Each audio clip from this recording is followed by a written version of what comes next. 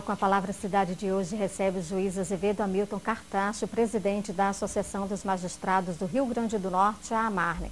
Vamos falar sobre vários assuntos, entre eles segurança para os magistrados, ações para agilizar a justiça, atuação do CNJ e linguagem jurídica. Olá, doutor Azevedo, prazer tê-lo aqui no Com a Palavra Cidade.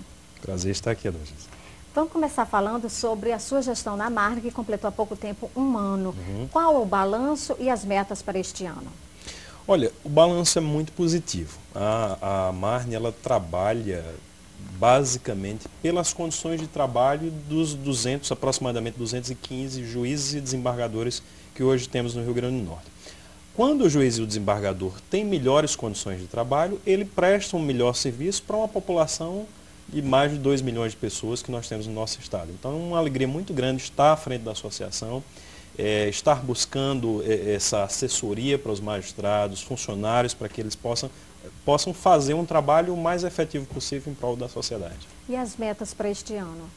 Olha, nós temos fundamentalmente, nessa parte que interessa mais a população, a luta pela realização do concurso para juiz de direito, né? Então, nós hoje temos aproximadamente 50% das vagas ocupadas, das vagas existentes hoje estão disponíveis. Temos 200 juízes no estado e tem 100 vagas, então dá para ter noção da dimensão que é isso. E nós ainda temos a falta de aproximadamente 900 funcionários, quase 1.000 funcionários no quadro do estado, o que atrapalha bastante o serviço prestado à população. Entre as metas também, uma das principais reivindicações dos juízes é com relação à segurança. Isso.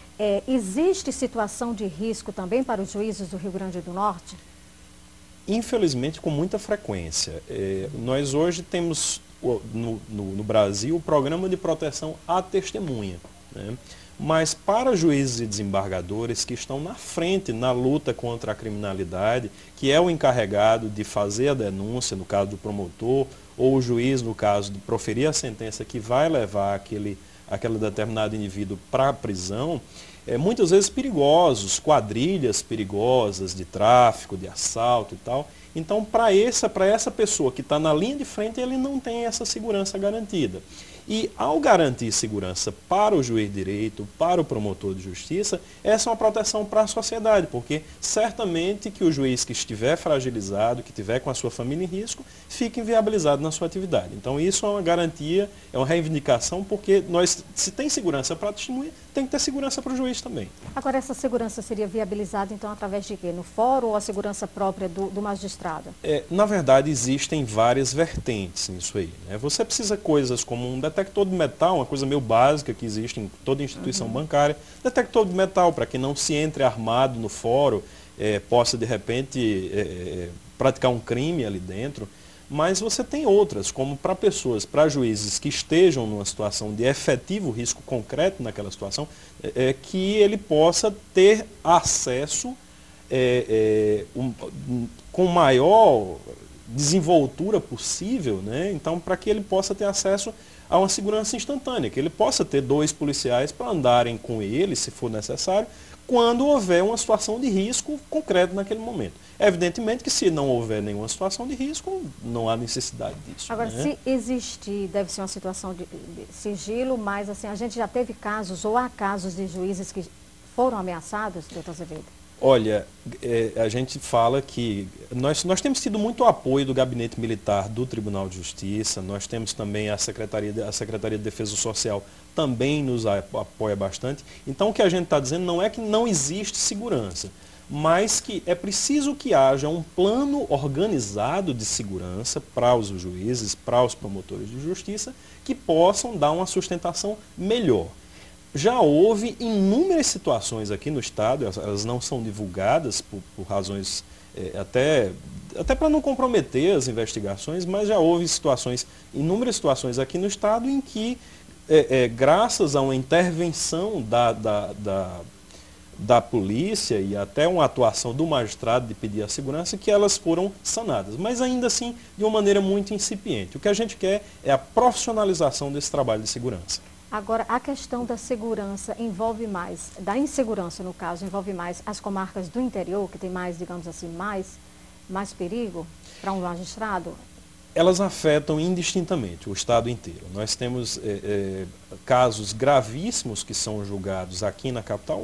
Agora há pouco tempo mesmo aconteceu uma situação no fórum em que o gabinete de uma juíza foi invadido por uma pessoa, ainda bem que não foi uma situação de maior risco, mas a gente, justamente em razão de uma deficiência de segurança, o que o Tribunal de Justiça já está tratando para sanar. Então, aconteceu aqui e pode acontecer aqui, né? Então, já que são julgados casos de muita repercussão, de muita gravidade aqui, mas também no interior, em que você tem, por exemplo, regiões como a região oeste, que tem uma segurança mais fragilizada, mas que não afeta só a região oeste. O problema da segurança é do Brasil, né? Então, e afeta o Estado inteiro. Então, eu fui juiz na região oeste e vi situações de seriedade que também aconteceram no Estado inteiro, mas não é um fenômeno localizado, não. Infelizmente, isso é bastante disseminado. Inclusive, uma das reivindicações dos juízes federais com relação à greve, que foi realizada no dia 27 de abril, era com relação à segurança, além, claro, da reposição salarial. Isso. Por que os juízes estaduais não aderiram à paralisação? Olha, nós apoiamos, assim, a gente precisa distinguir essa situação, assim. Os juízes eles estão vivendo uma situação de desigualdade com o restante dos trabalhadores, né? Então, nós hoje registramos 32% de perdas salariais com a inflação. O processo inflacionário ele corrói os salários de toda a população, né? A luz sobe, o transporte sobe, a gasolina sobe. E ao longo dos 6 últimos anos já aconteceram 32% de perdas. E elas só foram sanadas num percentual mínimo, de 8,88. Então, você tem visto o salário mínimo subindo, todas as outras categorias tendo reposição salarial. A gente teve agora, recentemente, um aumento de 20% em benefícios sociais. E a gente não tem assistido justamente ao cumprimento do que a Constituição diz. A Constituição diz que não só para juízes, mas para todos os trabalhadores em geral, anualmente o poder de compra dos seus salários será reposto. Isso não está acontecendo. Então, o motivo, uma das razões pelas quais os juízes federais fizeram uma paralisação, que não foi propriamente uma greve, porque eles ficaram nos fóruns trabalhando e atendendo as situações de urgência, para que a população não fosse prejudicada. Então, não foi propriamente uma greve, mas esse foi um dos motivos. E a outra é essa questão da segurança. Os juízes estaduais não aderiram porque, nesse momento, nós cremos que o diálogo com o Congresso Nacional, para mostrar que essa é uma situação de injustiça, né? Os juízes, se eles prestam a justiça, eles devem também ter justiça. E já que a Constituição Federal, que é a maior lei que existe no país, diz que deve ser reposto anualmente, deve ser reposto para toda a população, sim, indistintamente, diferente em relação à questão de classe. Agora, a paralisação foi um pouco polêmica, houve posições contrárias, posições favoráveis. O senhor acha que um juiz como agente do Estado, ele pode fazer greve? É uma medida drástica, né? Assim, é uma medida drástica. A gente compreende as razões que levaram os juízes federais a fazerem isso, né? Então, nós temos já 5 anos, né, sem uma efetiva reposição. Então, isso é uma coisa que é grave, né?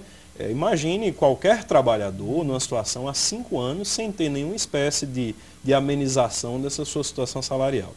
Então, a greve, ela, vamos dizer, aconteceria se ela fosse por tempo indeterminado, isso seria bastante dramático.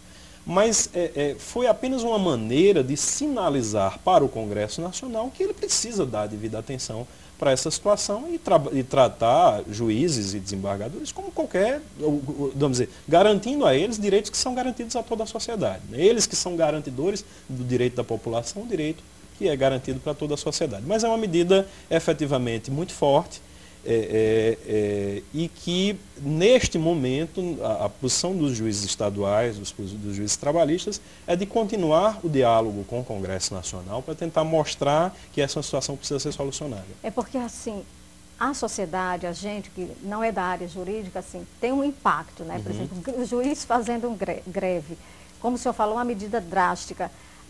As negociações estão encaminhadas? Estão caminhando, né? Então, assim, a gente tem a gente acredita, até preciso que se diga isso também, até porque muitas vezes a gente imagina, olha, a justiça vai entrar em greve, primeiro, a justiça estadual não entrou em greve, né? Não houve paralisação de espécie alguma.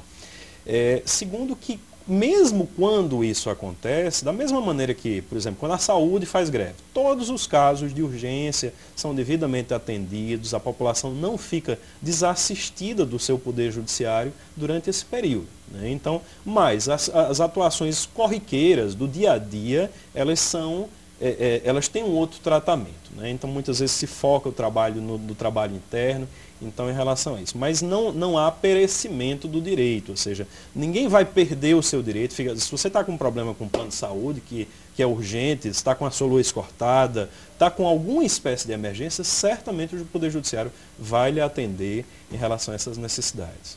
Doutor Azevedo, recentemente o CNJ determinou alteração nos horários de funcionamento dos tribunais. Isso. Como os magistrados receberam essa notícia e quais são os benefícios para a população com essa mudança de horário?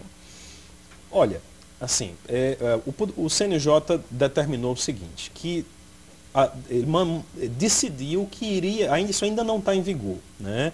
Ele decidiu que vai modificar uma determinada norma, certo?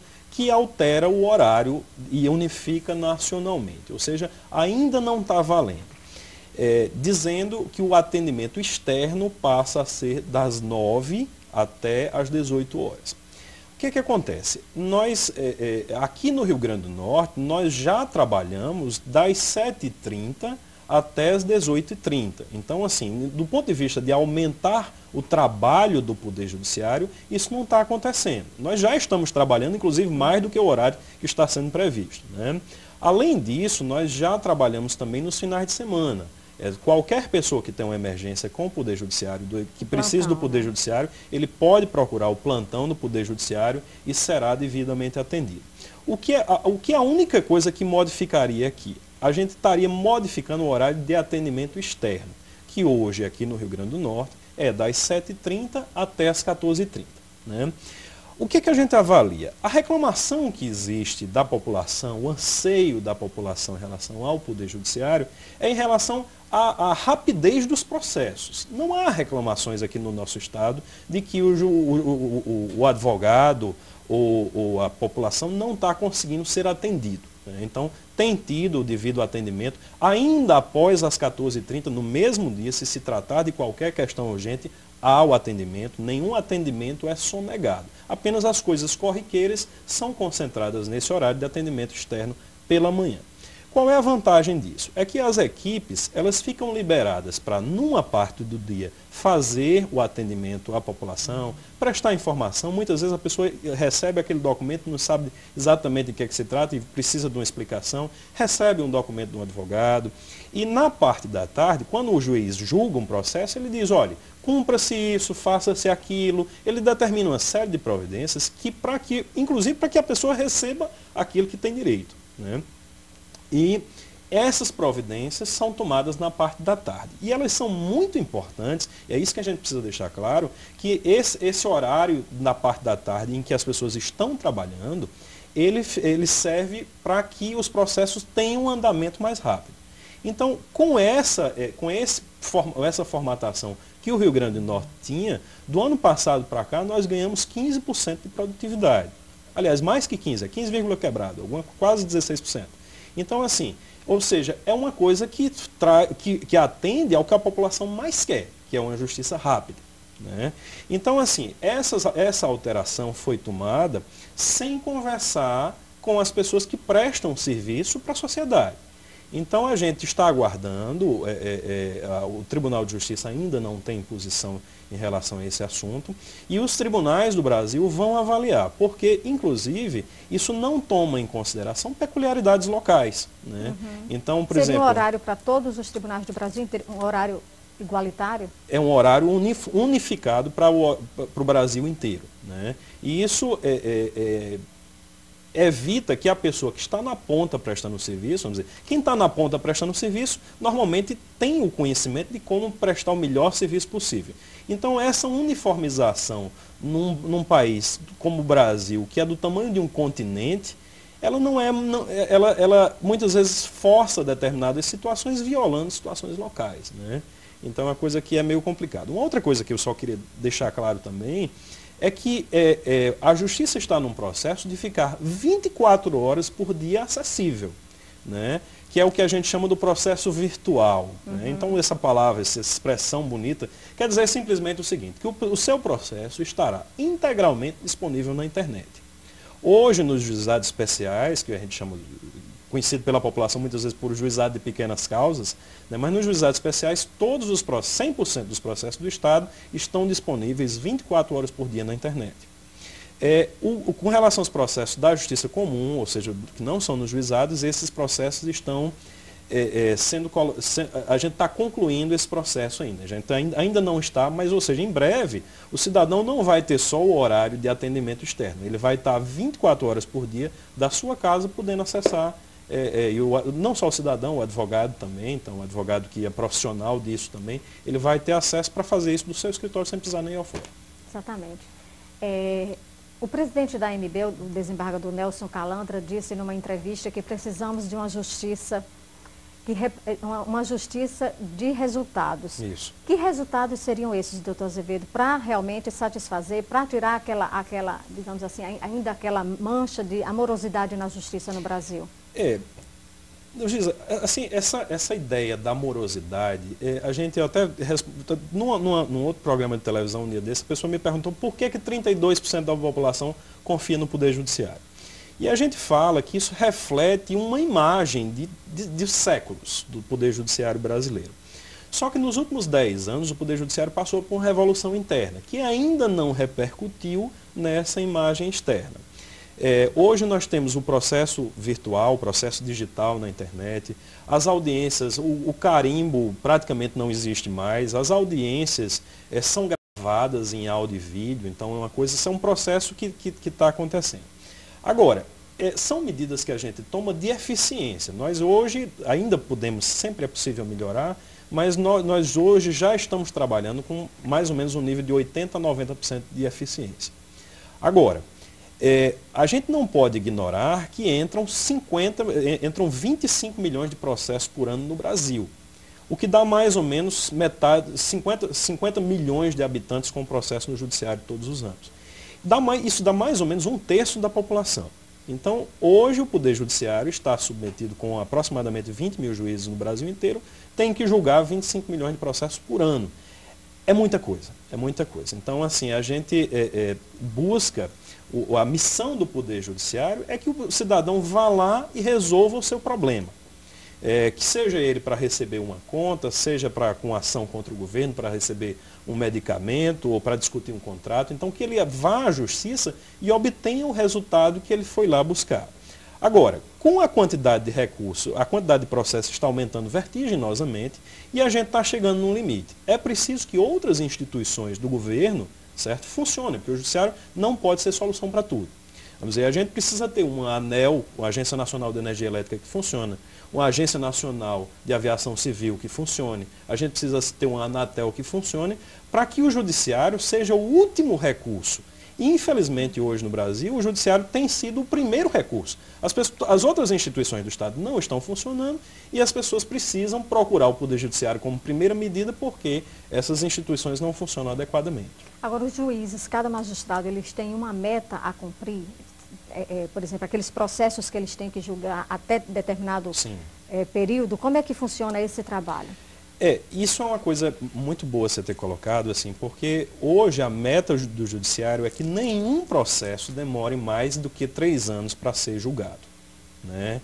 Então, assim, hoje a meta do ano passado era julgar todos os processos que entraram até 2006, justamente para evitar aquelas situações que aqui, às vezes até aparece no jornal, aquela historinha de horror, né? Que a velhinha que tem um processo que demorou 20 anos e que morreu sem receber o que tinha, né? Então isso hoje, graças a Deus, está se tornando uma anedota, assim, uma coisa que acontece excepcionalmente, é uma realidade que se modificou, né? Mas a gente deseja justamente prestar essa atividade de uma maneira que seja bem colocada. E a meta, ela tem essa finalidade, para que nenhum processo fique para trás, né? Que a gente não deixe nenhum para trás, que todos eles venham e tramitem de uma maneira igual, né? Então que não tenha o processo que seja julgado muito mais rápido, enquanto que o outro ficou ali para trás. Até porque tem processos muitas vezes que se resolvem em um mês, 22 meses no máximo, então essa é uma peculiaridade. Mas e no caso da meta que não foi atingida, ela se acumula para o próximo ano? Acumula para o próximo ano, né? Então se a gente não conseguiu fazer isso nesse ano, né, e a meta ela é isso, ela é um objetivo a ser alcançado. Se a gente não conseguiu nesse ano, então a gente, ao começar os trabalhos nesse ano, a gente já começa pelos processos mais antigos, da meta do ano anterior, justamente para que a população tenha direito a um processo célere, né? Agora, é preciso para isso, o juiz ele é o maior interessado num processo rápido, né? Mas para que isso aconteça, é preciso também que ele tenha recursos de funcionário, de assessoria, justamente para que ele possa prestar um bom serviço à população. E essas metas, doutor Azevedo, elas são determinadas pelo Conselho Nacional de Justiça, o CNJ? Sim. Existe, digamos assim, uma cobrança para que os magistrados realmente cumpram essas metas? Claro, claro. Há cobrança externa do CNJ, mas há fundamentalmente uma cobrança interna também do juiz. Todo juiz ele quer cumprir a meta, né? Então agora, infelizmente a gente está chegando num limite, né? Então até em razão desses 25 milhões de entregas no processo por ano, de precisarmos aumentar o número de juízes. Os juízes brasileiros no ano passado, cada juiz proferiu em média 1.500 sentenças, né? Então o que se você colocar em termos de dias úteis, cada juiz profere de 7 a 8 sentenças por dia, fora as audiências que ele faz. Então, assim, é uma quantidade de trabalho bastante significativa. E quando você precisa também deixar evidente para a população que isso tem um limite, porque o juiz ele precisa ter tempo para olhar o direito do cidadão também, né? Ele não pode ser não é uma padaria em que você diz cada vez mais, cada vez mais, cada vez mais, porque muitas vezes a pressa é inimiga da perfeição. Você precisa ser eficiente, você precisa ser produtivo, você precisa resolver o problema do cidadão. Mas ter que julgar 50 processos mal por dia, 100 processos mal, então a gente vai estar tendo injustiça rápida, né? Então a gente precisa ter cuidado com essa questão para a gente não ter uma injustiça rápida, que não é isso que a população quer também não, né? Então a gente serve à sociedade, mas a gente precisa o tempo inteiro estar dizendo quais são as condições de trabalho. Eu acho que a população em geral não sabe que um juiz profere mais de 1.500 sentenças todo ano, né? Então, e a gente precisa dizer isso para que não fique mais ou menos como os médicos. Olha, o médico ele pode tratar bem até X pacientes por dia. Quando ele passa de X pacientes por dia, ele começa a errar muito, e aí começa a morrer gente. Né? Então começa a morrer gente, começa a ter gente com o seu tratamento errado, então as coisas têm um limite humano também. E a gente precisa chegar nesse limite, a gente precisa ter métodos de trabalho melhores, mas também não podemos chegar e achar que sempre mais e mais será melhor para a população. A gente precisa também cobrar das outras entidades do governo, que os nossos agentes reguladores funcionem, que o governo eleito por nós também preste os serviços adequadamente, para que a gente não precise estar recorrendo à justiça para tudo.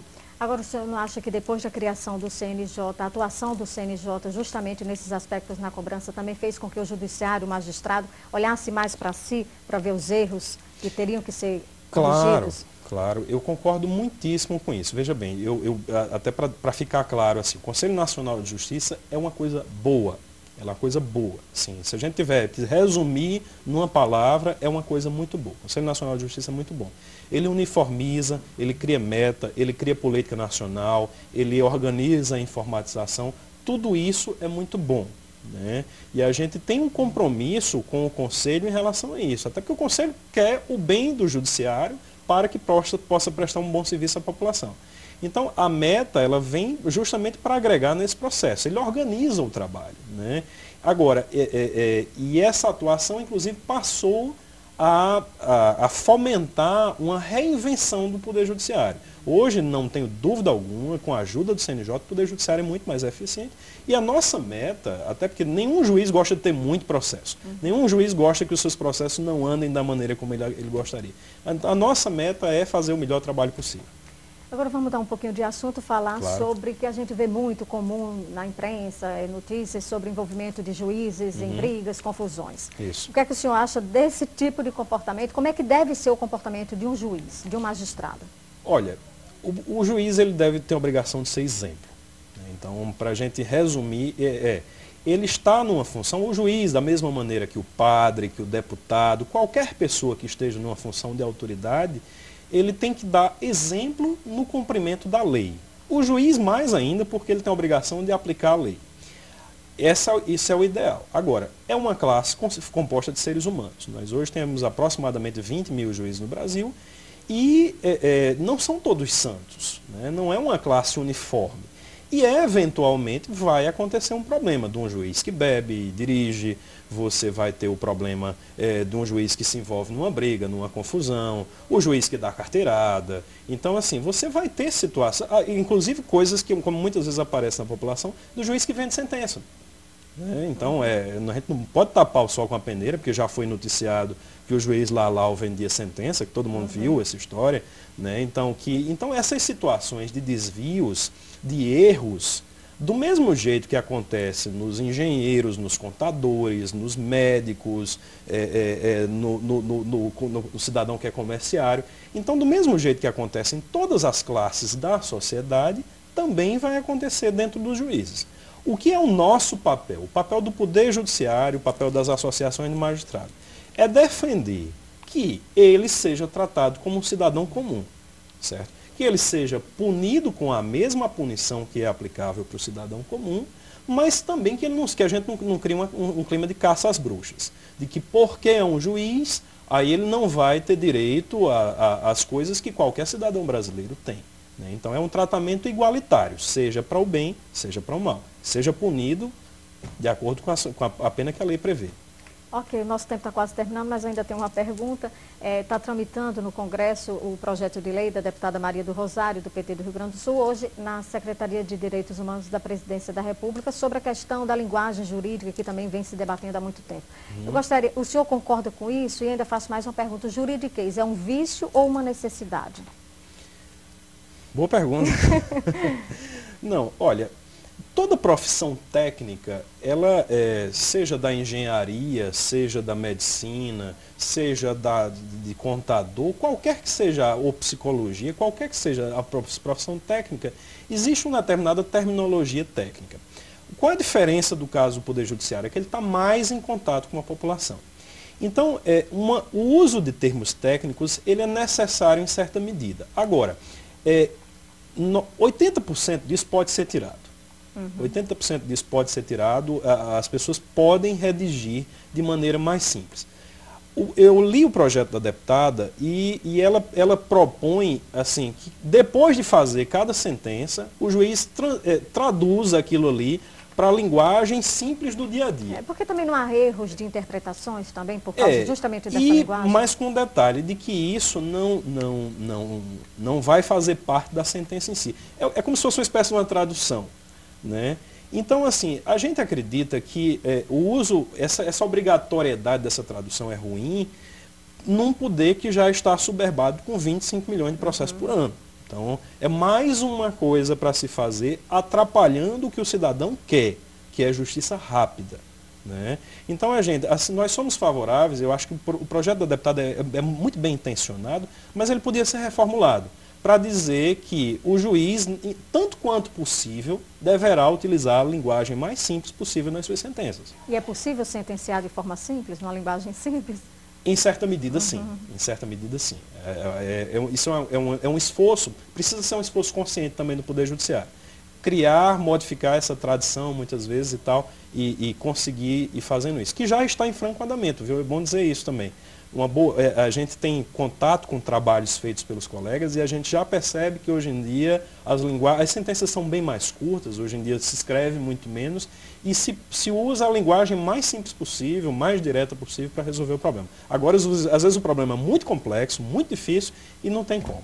Então seria um vício e uma necessidade. Um vício e uma necessidade, como você Ok, doutor Azevedo, muito obrigada pela sua participação aqui no Com a Palavra Cidade. Obrigado, Dalgisa, obrigado, telespectadores.